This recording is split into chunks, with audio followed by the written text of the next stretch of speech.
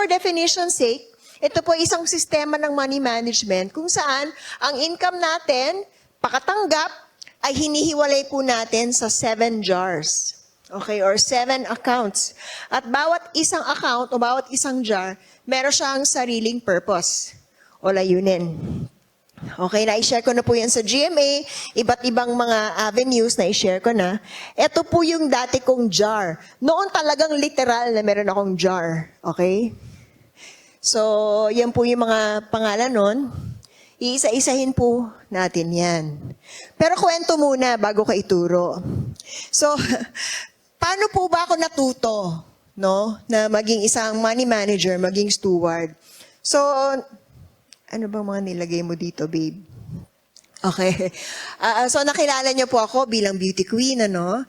At mula noon ay nabuksan ng trabaho sa showbiz. Okay. Sa unang hirit, extra.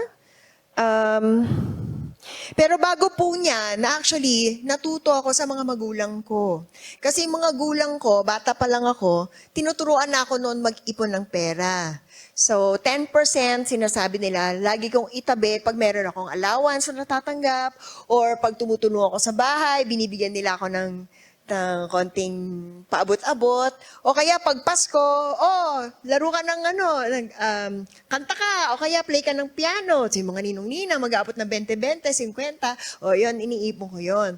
8 years old pa lang ako, tinuruan na nila akong magbukas ng bangko, ng bank account.